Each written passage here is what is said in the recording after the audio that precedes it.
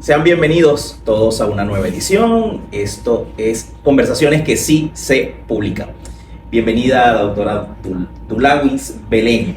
Ella es psicólogo y el día de hoy uno de los temas que más ha sido pedido y es el tema sobre la crianza de nuestros hijos. Sí. Un tema de gran importancia, sobre todo en este tiempo en el que estamos viviendo, porque antes o en nuestra época quizás no se hablaba tan abiertamente de esto. ¿El por qué? Porque cada quien criaba a sus muchachos a su manera. No había una red social que me diera estereotipos de cómo poder yo criar a mis hijos. Simplemente el modelo de mi abuelo era transmitido a mi papá, el modelo de mi papá era transmitido a mí y yo transmitía a mis hijos el modelo que yo creía mejor para el bienestar de ellos, aún con errores, aún con fallas, aún con tantas cosas con vicios, con malos hábitos, con todo eso, pero igual todo eso pasaba de generación en generación. El día de hoy esa cosa cambió. Parece que a nuestros hijos los cría y los enseña este aparatico. Y hoy vamos a hablar mucho. Hoy vamos a hablar mucho sobre eso porque hay tantas cosas tan interesantes de las que hablar, ¿verdad? Sí, correcto. Bienvenida, primero que todo, bienvenida.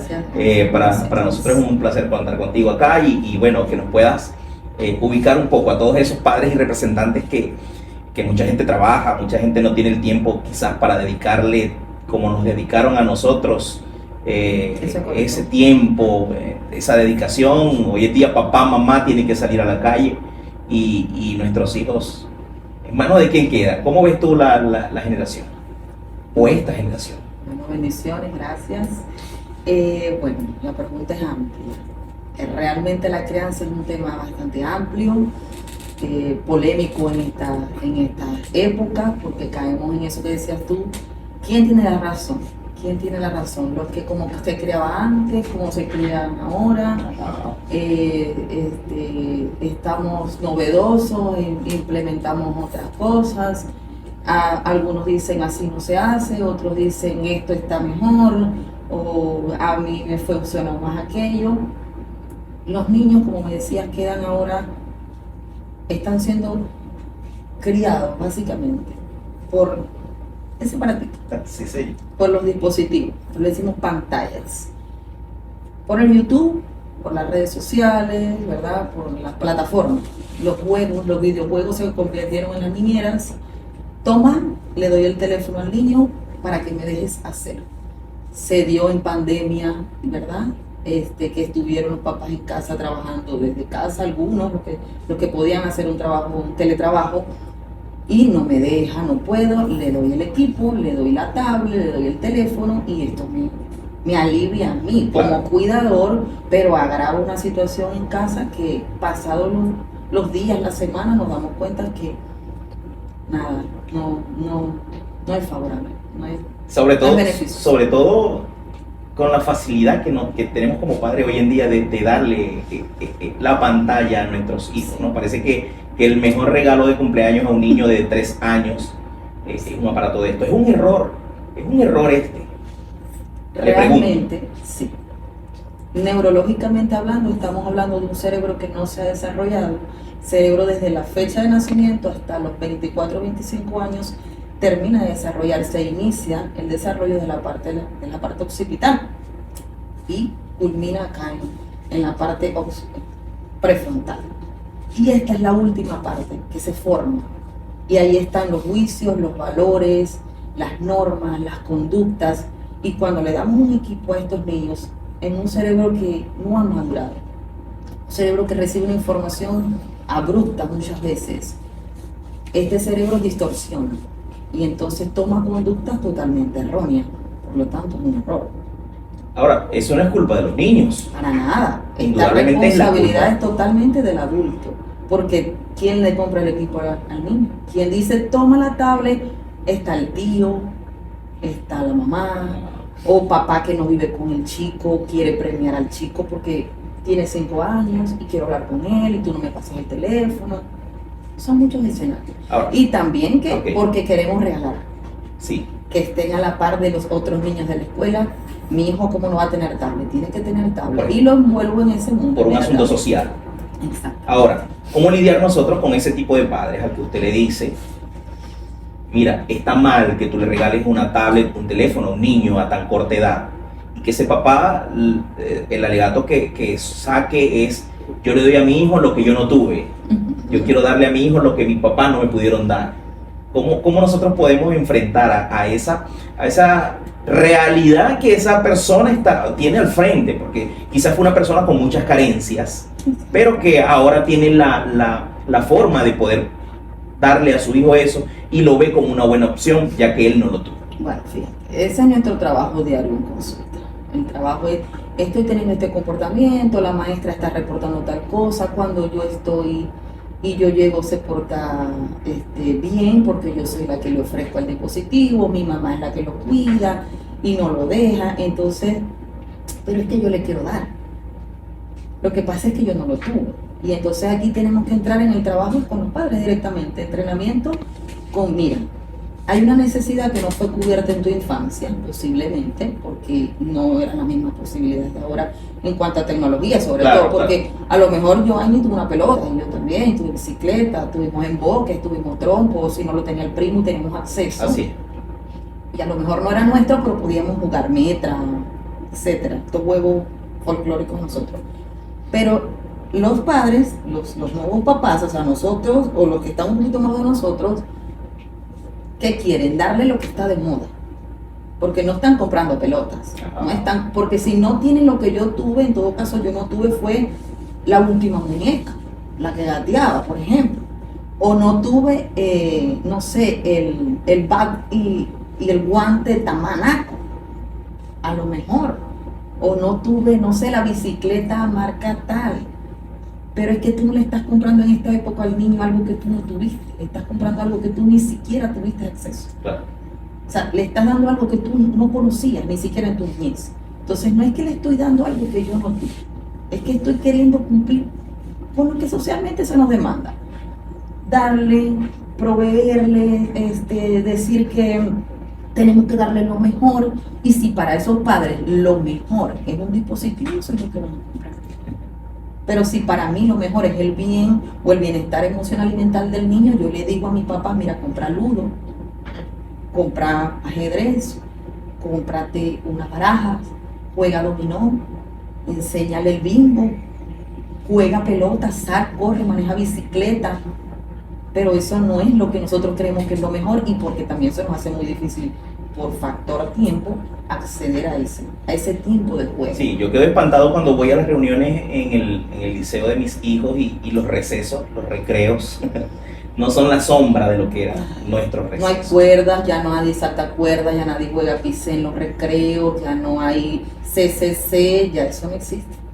Todo el mundo está metido en su mundo. Todos los niños tienen, la mayoría, digamos, tienen dispositivos. Y lo decía yo hace unas semanas de una película que en su momento, a mí, cuando yo la vi, yo dije, no, nunca vamos a llegar a esa etapa.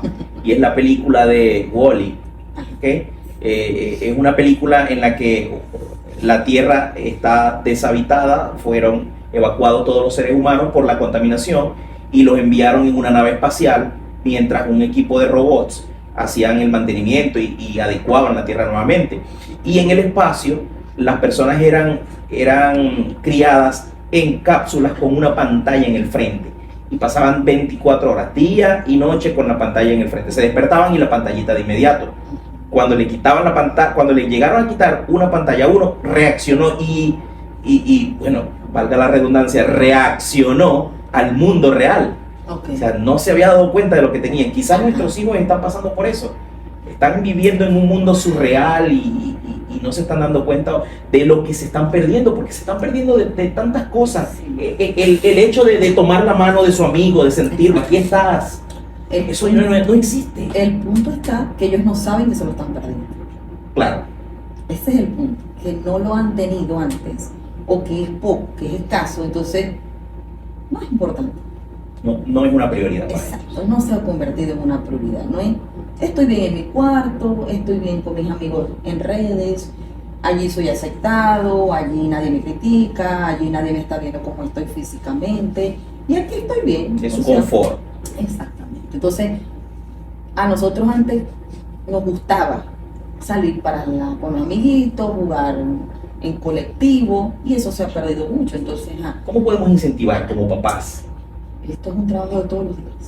Esto es empezar porque deben haber normas y límites. O sea, en esta casa se permiten los dispositivos tanto tiempo, 1 hora, 2 horas, el resto del tiempo cuando estemos en casa y vamos a comer, nadie va a tener equipo, empezando por el papá. O sea, esto es un entrenamiento para toda la familia.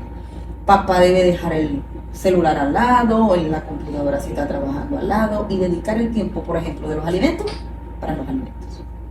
Si vamos el fin de semana, por ejemplo, hay un día que familias lo pueden practicar, va a haber un día sin teléfono para nadie y ese día vamos para la familia. Pero eso se ha perdido. O estamos todos en reunión, pero todos tenemos el móvil en la mano. Y cada quien está en su universo. Cada quien está, el niño está en Free Fire, el otro está en Roblox, el otro está en WhatsApp, el otro está en Instagram, el otro está estoy trabajando, estoy terminando de publicar, y ahí se nos va la vida. Y ellos no saben que se están perdiendo el contacto, el juego, el sentarse, el compartir, la sociabilización, que somos seres sociales, necesitamos sociabilizar. Solamente que últimamente lo hacemos a través de esto, y ahí hemos evolucionado pero no hemos retrasado. Estamos más cerca pero más lejos. Estoy a tu lado pero no estoy contigo. Sí, hablando con otra persona. Y eso lo vemos tanto, ¿no? Y ahora se ha querido normalizar tanto que en un cumpleaños la gente no disfruta, la gente está grabando. Usted va a un concierto donde mira, yo he ido a un concierto y he quedado aterrorizado porque gente que paga las mejores entradas frente a la tarima, tienen a su artista allí al frente y lo miran por la pantalla. Es triste, pero así ¿verdad somos. que sí? Cuando uno se quiere disfrutar. Fíjate, hace poco yo estaba viendo los videos de la plaza, ¿verdad? De vamos a mojarnos y tal, y estamos ahí grabando. Estamos mojándonos, pero estamos grabándonos con el teléfono que el otro se está mojando, y en vez de te fuiste a mojar, o sea, ve a disfrutar ese momento. ¿Para qué tanto grabar? Claro. Mirándonos, mira, y te estoy viendo, pero te estoy viendo por la pantalla, no te estoy disfrutando.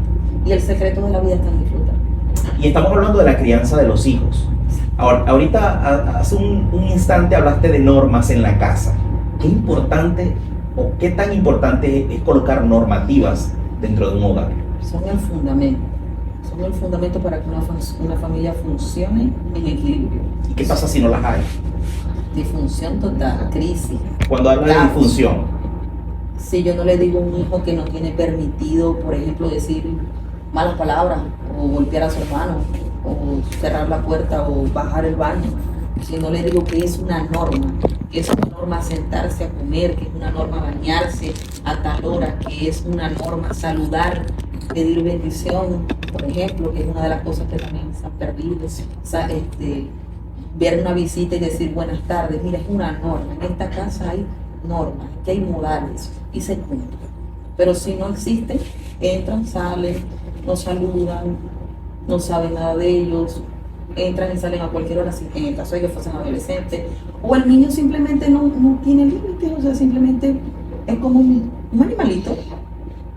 Porque ¿qué tan común es ahora que estamos conversando quizás entre nosotros dos y llega nuestro hijo, mamá, y nos respeta? Mami, mira, quiero esto, dame esto. No hay respeto. En nuestra época no pasaba eso bajo ninguna circunstancia. Y si llegaba a pasar con una mirada, no tenían que pronunciar ni siquiera una palabra, con una mirada te estaban diciendo, mejor que te metas al cuarto, te bañes, te vistas, te arregles, te acuestes a dormir, porque si vuelves a ver te voy a dar una pela. Con una mirada te decían todo eso. Sí. Pero ahora se han perdido valores. Bueno, hace un tiempo yo decía, los valores siguen siendo los mismos, pero le hemos cambiado nosotros. Okay. Nosotros somos los que hemos flexibilizado la norma. Nosotros somos los que hemos dicho, bueno, no está, pero porque socialmente se nos demanda también. Okay. Se nos demanda que también seamos más blandos. Yo ahí tengo como dice, yo entro en un tema polémico, que es que ni tan calvo ni con dos pelucas. Okay. No podemos ser tan blandos que nos pasen por encima, pero tampoco podemos ser tan duros como en unas épocas pasadas donde el niño recibía maltrato. Entonces, ¿por qué llegaron las leyes a favor de los niños? Porque existían los abusadores. Entonces, bueno, todos los papás no son abusadores, todos los papás podemos nalguear, claro, pero hay papás que no nalguean, hay papás que maltratan. Entonces, por eso se inventó la norma para que estos niños pudieran recibir auxilio, pero por supuesto que los papás tenemos que disciplinar. Y es verdad, pasa eso, pasa en las películas, pasa en TNT, pasa en la vida real, no pasa. El niño interrumpe y es complejo, porque estamos entre, si le doy una nalgada aquí en la calle, por ejemplo, si me lo hace en público, la gente te mira de pegado. Sí, y si te graban ahorita, vas preso. Exacto, o sea, se complica la cosa. Sí. Y si no lo corrijo, también no le vas a corregir. Entonces ahí tenemos que, esas cosas sobre todo, el niño no suele hacer eso en una calle, sino lo ha hecho en casa. O sea, regularmente ya lo ha hecho en casa. Entonces en casa es que tenemos que trabajar eso. Eso es conductual totalmente en el niño.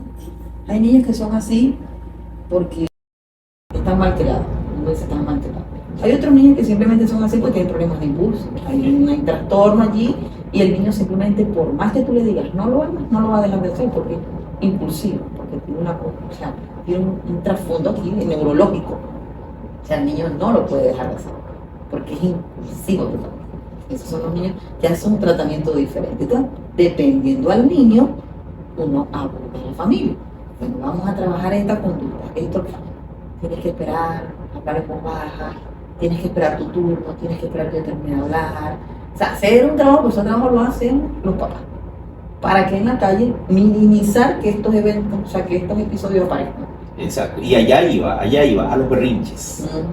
Esos berrinches. Vemos al niño que se tira en el piso a llorar porque su mamá no le quiere comprar algo. Si nos enfrentamos ante esa situación, ¿cómo debe manejar tu papá, tu mamá? Sobre todo regularse, papá. Porque yo a veces les digo, ellos hacen berrinche, pero cuando tú haces, por ejemplo, lo nalgueas muy fuerte, lo gritas, párate, no me hagas pasar pena, el niño malcriado, esa es tu mamá que te tiene así, tú estás haciendo un segundo berrinche. Okay. Tú estás en el mismo berrinche. Estamos en el mismo. Exactamente. Entonces, está bien, el comportamiento del niño no es adecuado, pero te vuelvo y te insisto en un cerebro no madurado. En un cerebro que hasta los 8 años no sabe lo que es, ¿verdad? Conciencia como tal.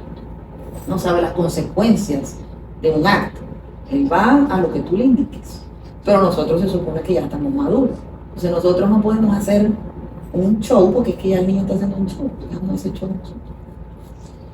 Y eso se trabaja. Entonces si yo le quiero decir al niño, mira, cálmate, respira profundo, yo tengo que calmarme y respirar profundo.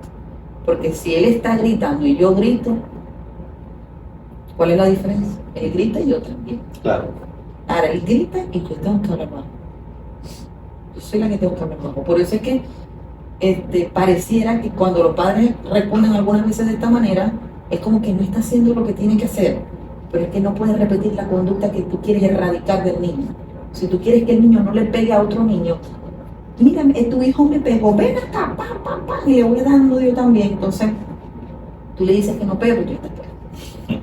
Entonces, bueno, entonces que no le pego, o sea, tiene que corregirlo, disciplinarlo, acá los golpes tal, pero ¿se le puede nalgar? Sí, pero tenemos que buscar el equilibrio. Eso te digo, ni tan calvo ni con dos pelucas. No es que no le vamos a corregir, ni no lo vamos a nalguear, pero si caemos en un mismo terreno que queremos corregir, no estamos. O sea, es como que yo te diga, te pego porque un adolescente te doy una cachetada y te saco los dientes, que así decía la gente de antes. Te saco esos dientes porque estás fumando, por ejemplo.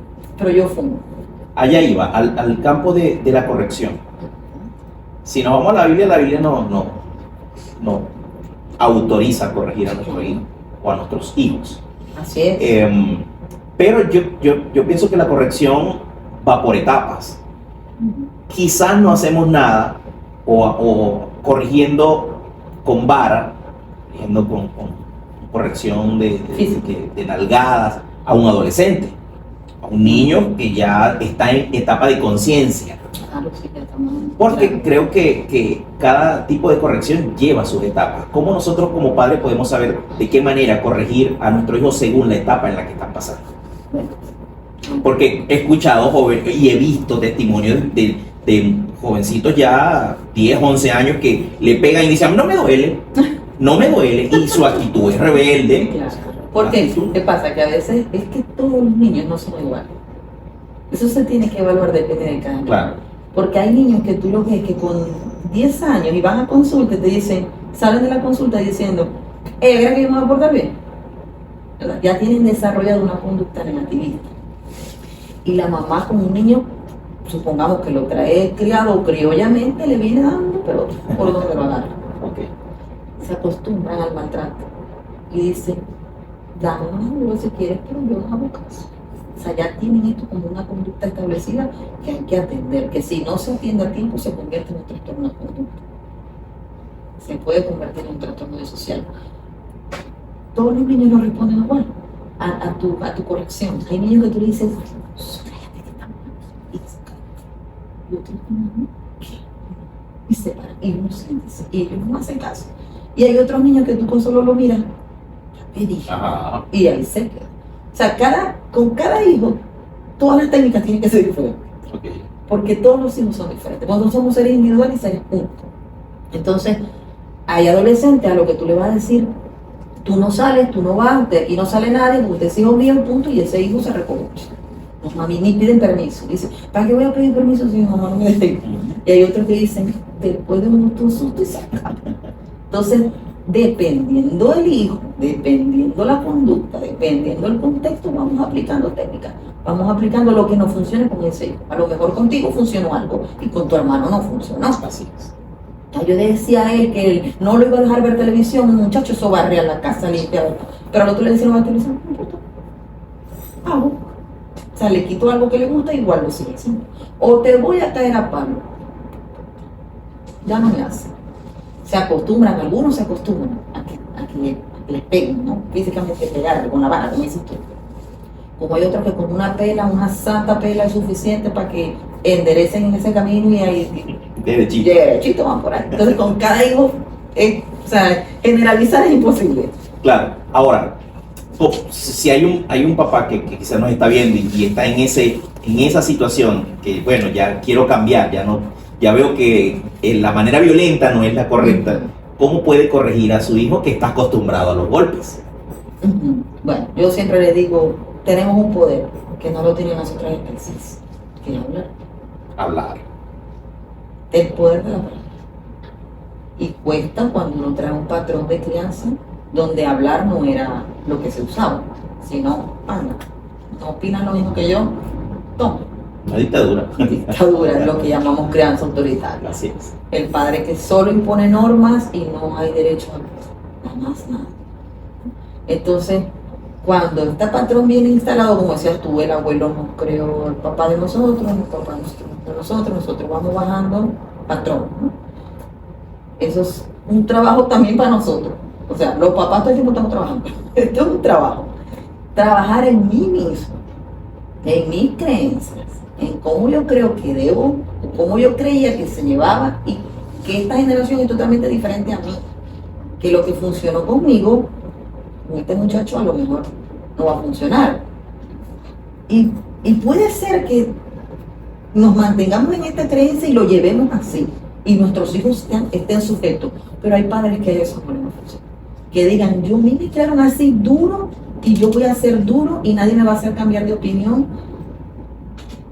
Y los hijos salen dañados y desobedientes, y habrá uno que le va a dar resultado haber criado con mano dura como lo crearon a él, y sus hijos dóciles, gloria a Dios, pero va a haber papás que eso no le va a funcionar. Va a decir, yo soy diferente, yo no pienso igual que tú. Yo me puedo vestir de rosado, y hay papás, vamos a suponer un papá de 60 años, un abuelo de rosado son las mujeres. Y el adolescente de ahora se viste de rosado, y normal, ¿verdad? Porque el color no nos define como, no nos orienta sexualmente. Pero hay papás que dicen, no, rosado no te va a comprar nada. Rosado ni loco, rosado le entra. Y el hijo se va a enganchar con ese papá. porque él piensa totalmente diferente. Claro, cuando hablamos de cosas sencillas, ya si hablamos de temas como sexualidad y ese tipo de cosas, hay cosas que te tienen que mantener y eso no se va a negociar, porque yo puedo ceder, supongamos, un papá de 50 años puede decir, bueno, yo no usaría nunca una camisa rosada, pero te la compraría, bebé, porque a ti te gusta, te la compraría a tu hijo. Pero ya va, otra cosa es que yo vaya a aceptar otras cosas que sí son en contra de mis valores y mis principios. Claro. Ahora, la Biblia nos enseña y nos habla de cómo criar a nuestros hijos. La Biblia enseña todo. Sí, la Biblia tiene herramientas para todos. Y nos enseña a cómo criar a nuestros hijos, que debemos inculcarle. Y nos dice que el principio de la sabiduría es el temor al Señor. Debemos enseñarle.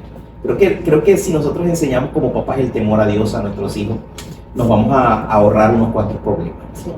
Porque creo que, y me ha pasado, ¿no? Con la experiencia que he tenido con mis niños, que al nosotros inculcarles y hablarles del temor al Señor, ellos van a tener un mismo comportamiento estando papá y mamá o no estando papá y mamá. Porque no se trata del temor que yo le pueda tener a papá o a mamá, sino que le tengo y por temor a Dios no hago algo en contra de él. Entonces, ¿qué importancia tiene la palabra de Dios en la crianza de nuestros hijos? Total, nosotros somos los encargados de bajar todo lo que tiene que ver con el conocimiento de Dios a nuestros hijos. No le podemos dejar esa tarea ni a las maestras, ni a las escuelas, ni a los pastores, ni a la escuelita, ni a mi abuela que es cristiana, no, ese trabajo es mi madre, mi padre. Nosotros somos los que estamos, ¿sabes que el Señor nos va a pedir cuentas a nosotros? Sí. El Señor nos va a pedir cuenta por cada regalo que nos dio y nosotros somos los directamente responsables de que nuestros hijos conozcan quién es el Señor y los principios de Dios.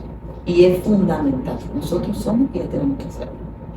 O sea, eso no tiene No, y el no hecho, se puede discutir con nada. no, y el hecho, que es otro tema bastante fuerte, es que el hecho de que hayan hijos de parejas cristianas no lo hacen exentos a que dejen de cometer errores.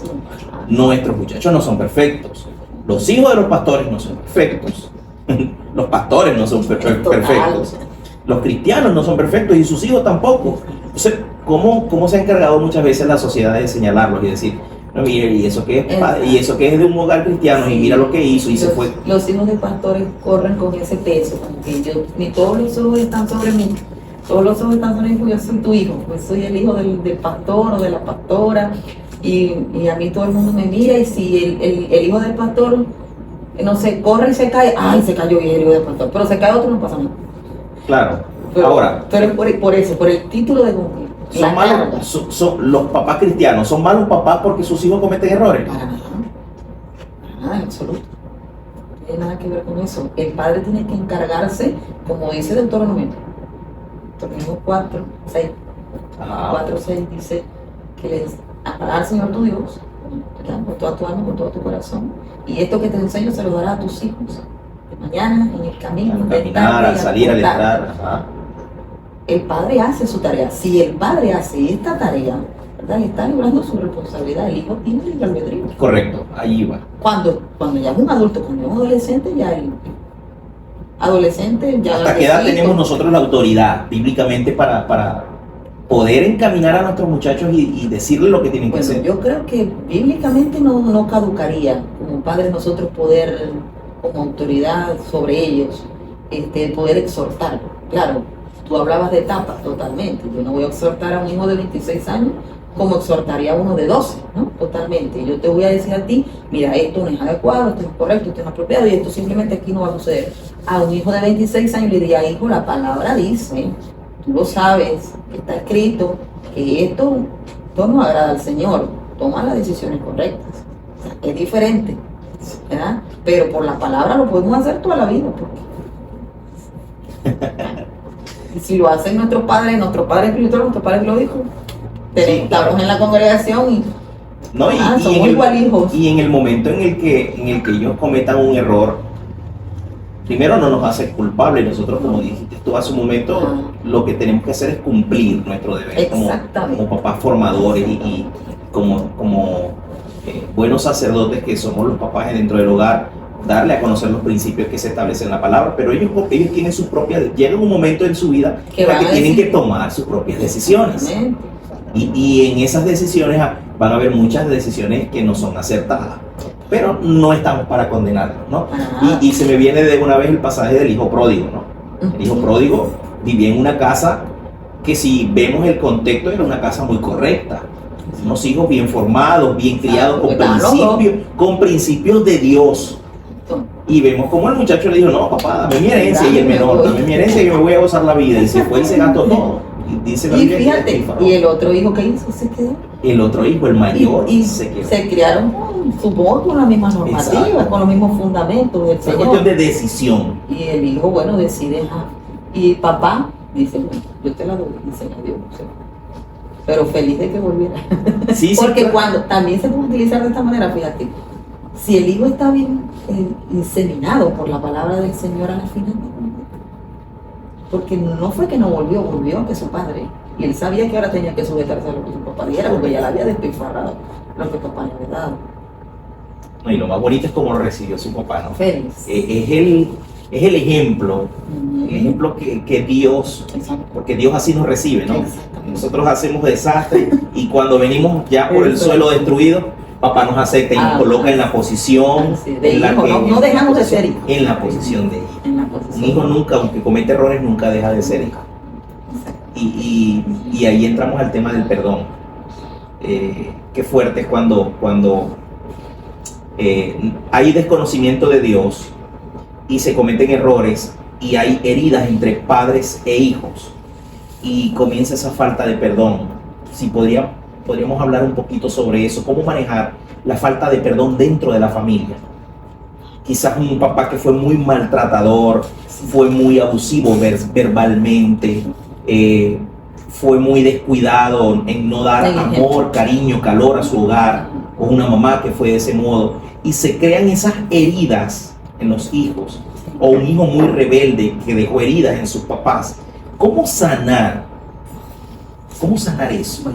Ese trabajo de consulta, trabajo del Señor. Por eso nosotros aquí hacemos el doble trabajo. Sí. El trabajo de inseminar la palabra y de trabajar el perdón, es solo a través de la fe en el Señor. Porque la palabra nos dice en Efesios 6, honrarás a tu padre y a tu madre, ¿verdad? Para que tus días sean alargados sobre la tierra. No hay entre paréntesis, no hay entre comillas que diga: si tu papá fue grosero, insultó, borracho, violento y le pegó a tu mamá, si fue bueno, o se fue de la casa cuando tenía 3 años, a ese no hay que perdonarlo ni honrarlo, porque perdonar es honrar. Porque yo honro que tú me engendraste. Al menos yo eso le digo, al menos agradecer que te dio la vida. Entonces el perdón es el trabajo fundamental para poder sanar esas heridas. Tiene un proceso, pero Dios hace lo imposible posible, ¿no? Pero soltar es la única manera, entender que la reconciliación está en nosotros, entender que nosotros fuimos llamados a reconciliarnos, que cuando nosotros tenemos al Señor, obviamente estoy hablando de personas cristianas, ¿no? Y cuando no estoy hablando de personas cristianas, nosotros le decimos: mira, tú sabes que la palabra dice que nosotros tenemos el espíritu de la reconciliación. El Señor se reconcilió con nosotros.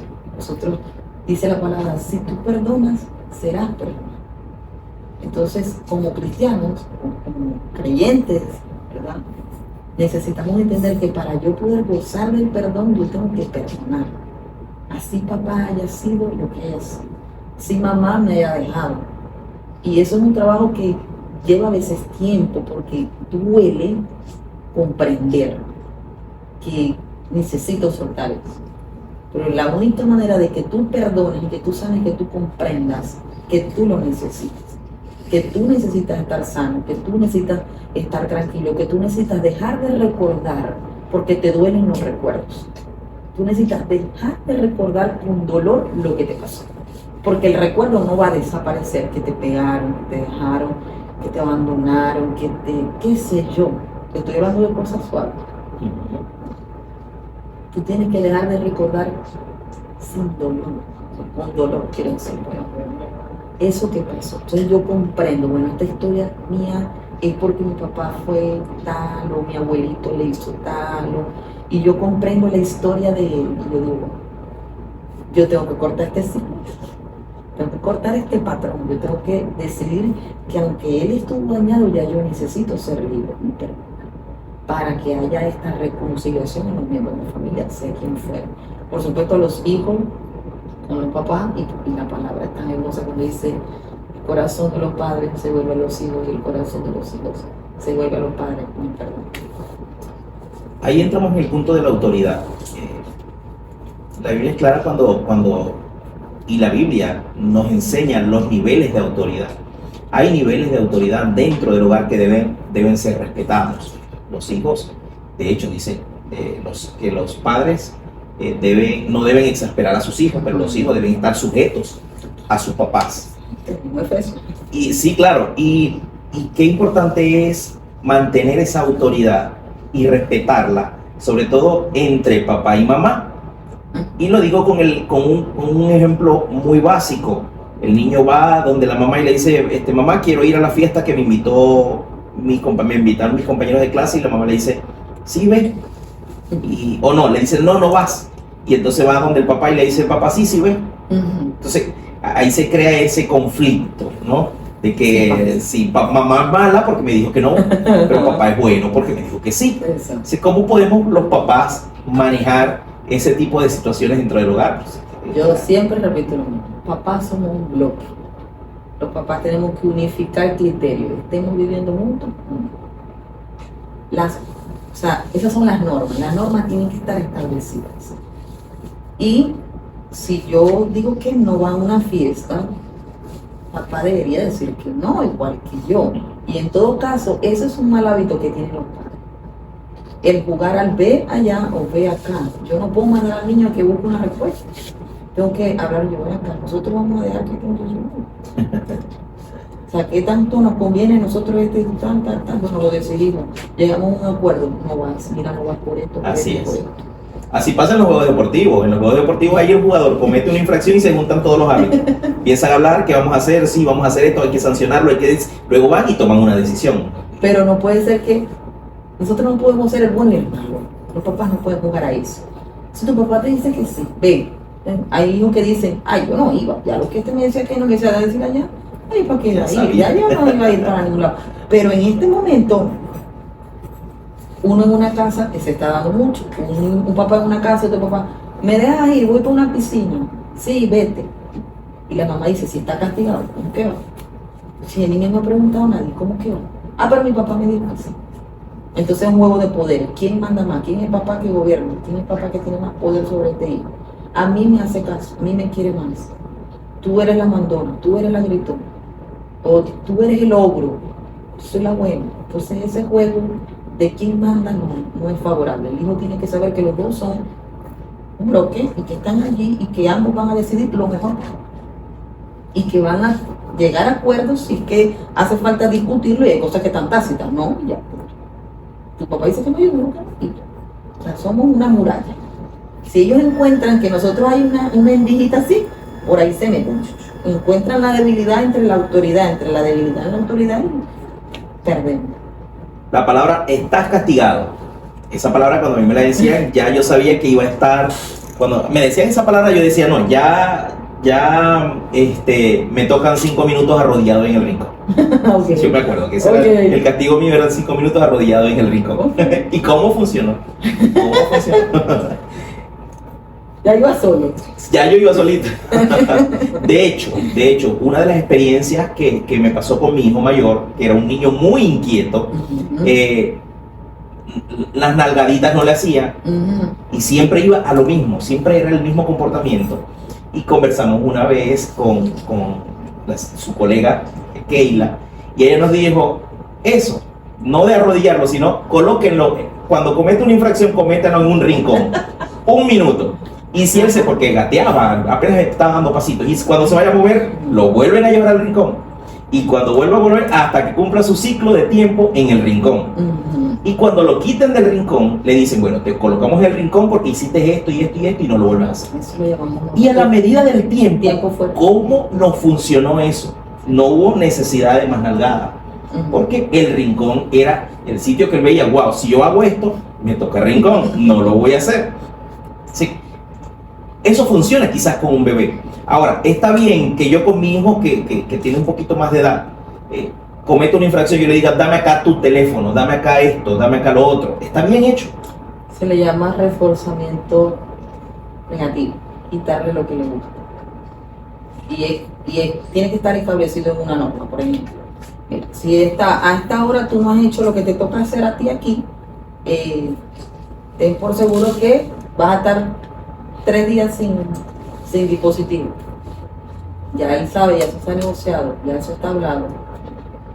Infracción, dame. Refuerzo negativo, te quito lo que te gusta. Claro, aquí yo a veces digo, bueno, quítale lo que más le gusta a otro, lo que más le gusta el fútbol. Y tal, vamos a encontrar algo aquí, vamos a ver qué hacemos, porque no es favorable quitarle el ejercicio físico, pero si tal, bueno, hay que quitarse todo. Porque es la única manera de que él valore ir a ese sitio.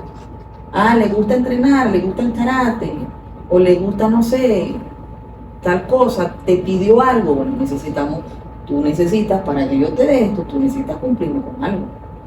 Negociar, aunque yo a veces digo, bueno, a veces negociar es un poquito cuesta arriba porque no hay que premiar porque eso es una obligación de ellos de estudiar, ¿no? Pero a veces sí, vamos, bueno, a fin de mes vamos a comer pizza que te gusta. Este mes saliste excelente, ¿no? Es un refuerzo positivo. Excelente. Computadoras dentro de un cuarto de un adolescente. Recomendadas, no son recomendadas. No a favor, no. Cero recomendadas. Están en acceso a un mundo que nosotros desconocemos. Yo le digo, ahí hay de todo, hay conversaciones subterráneas, ultra tumbas, y nosotros no sabemos nada de eso. A los padres que manejan la tecnología, yo le dije, métete, pon el control parental, supervisa, pero yo estoy a favor de que el computador esté en un lugar público de la casa, y la recomendación es que esté con la pantalla, que todo el mundo que pase pueda mirar el computador, que no haya secreto, pues, y no diga que porque la computadora así de lado que estás viendo porque no quieres que uno vea. Esas zonas son blindadas, son zonas minadas, porque nos exponemos a que tengan acceso, que lo tienen, y por eso que nosotros somos los que tenemos que hablarle a ellos en esta época, en este tiempo, mucho acerca de las redes sociales, porque hasta los más grandecitos que uno dice 18 los envuelven, se dejan llevar, hay baja estima, porque... ¿Cuántos no se han suicidado por un reto de TikTok? Sí. Ayer justamente me comentaba mi hija, me decía, mami, estaba viendo un caso donde una chica hizo que otro chico se quitara la vida. Le empezó a dar ideas. Él primero le decía que se quería quitar la vida y él le decía que no. Y un tiempo lo mantuvo como que haciéndole creer que ella no estaba a favor. Y después le empezó a dar todas las ideas que pudo hasta que el chico se quitó la vida y su mamá descubrió que, y la policía y las investigaciones, que ella fue quien lo mayor motivó. Ya él tenía un problema allí, porque ya él tenía ese pensamiento. Y fue tanto lo que esta persona, que era una chica, logró tanto penetrar a su momento pues difícil, que se terminó quitando la vida. Como conclusión... Y era grande, no era muy chiquito. Sí, claro. Esa mayoría de los casos son ya jóvenes adolescentes, un poco más arriba de la edad de adolescencia. Y ya como parte de conclusión de este espacio, ¿cómo debe estar fundamentada, de manera muy general, cómo debe estar fundamentada la educación para nuestros hijos?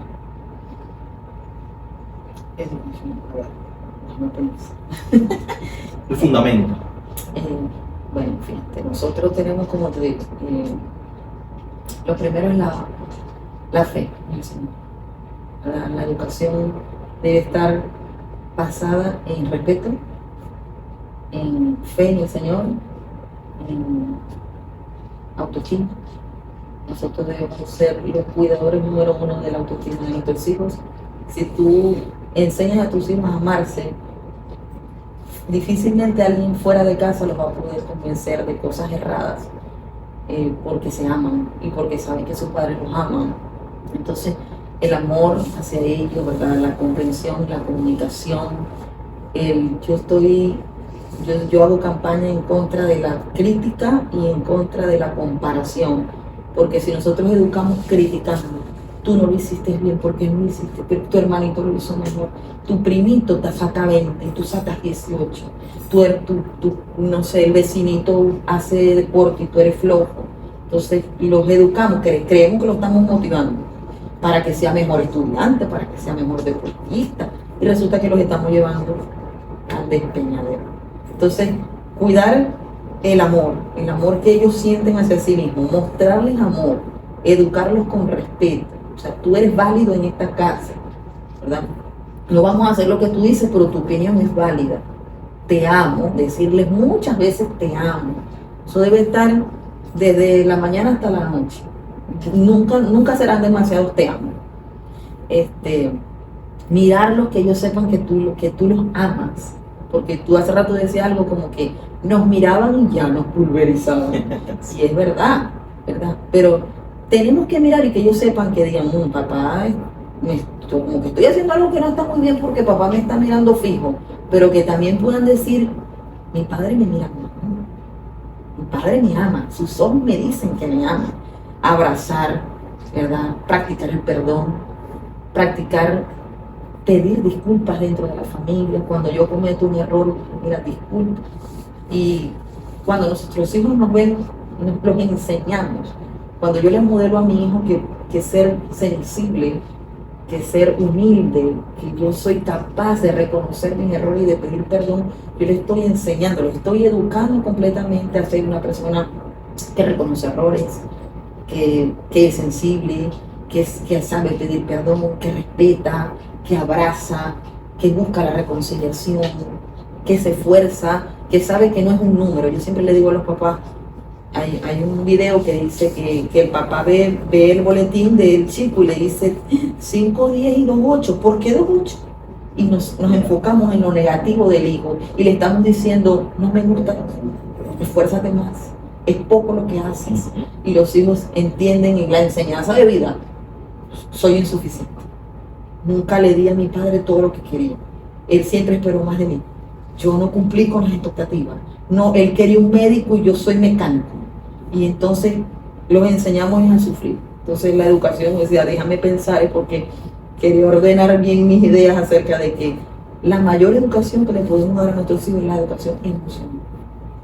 ¿Quién eres tú?